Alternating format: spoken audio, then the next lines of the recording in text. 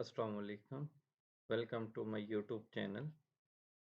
Today we discuss the what is angle definition, and also discuss the how we make angle 30 degree, 45 degree, 90 degree. Let's see. An angle is made when two lines meet at common endpoint. Angle क्या होता है जब दो लाइनें एक common and point पे मिलती हैं तो क्या बनाती हैं? एंगल बनाती हैं।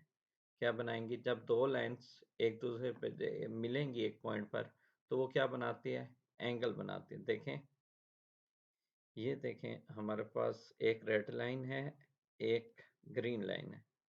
जब दो लाइनें इनका कॉमन एंड पॉइंट वन है तो ये मिल रही हैं तो ये दो लाइनें क्या बना रही हैं? एंगल। ये एंगल बना रही हैं। ये एंगल 30 डिग्री हो सकता है, 35, 40, जो भी हो। तो ये दो लाइनें जब मिलती हैं तो ये एंगल बनाते हैं। अब देखते हैं 30 डिग्री एंगल कैसे बनाते हैं with the help of compass, and 45, 60 and 90 degree angle देखते हैं। देखें, हम अब क्या करते हैं, 60 डिग्री एंगल कंस्ट्रक्ट करके देखते हैं कि 60 डिग्री एंगल कैसे बनता है। अब देखें, 60 डिग्री एंगल के लिए हमारे पास एक लाइन है। हमने कहा ए बी एक लाइन ली हुई है। तो ए बी हमारे पास लाइन है।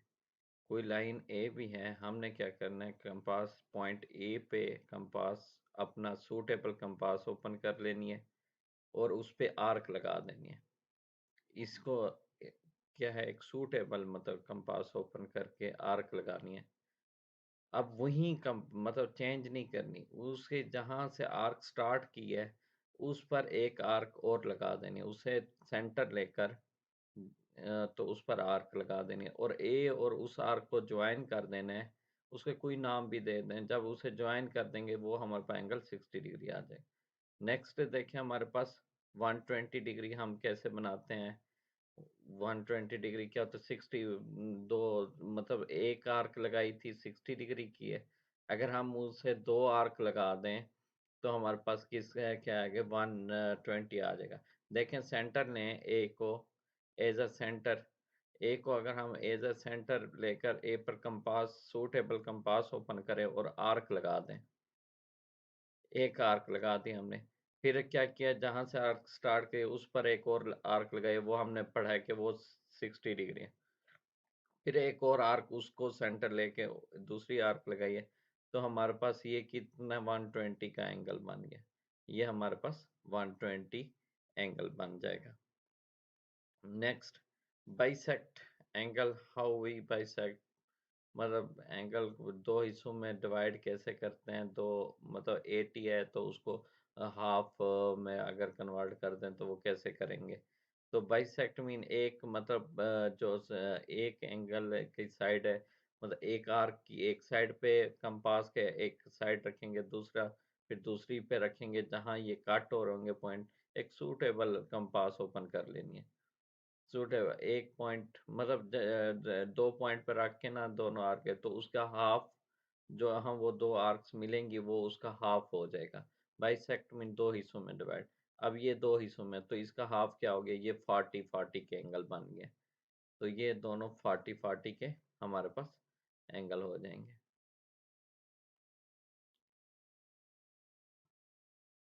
नेक्स्ट, 30 डिग्री कैसे कंस्ट्रक्ट करने हैं हमने?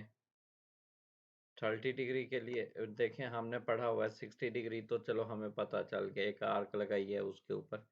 अब हमने 30 डिग्री कैसे? 60 और ज़ीरो का हाफ लें, बाइसेक्ट करें। अगर 60 और ज़ीरो को बाइसेक्ट करें, ये 60 डिग्री था। 60 और ज़ीरो को से मतलब एक आर्क लगा, दोनों जहाँ मिल रही होंगी तो ये क्या कर रहे होंगे?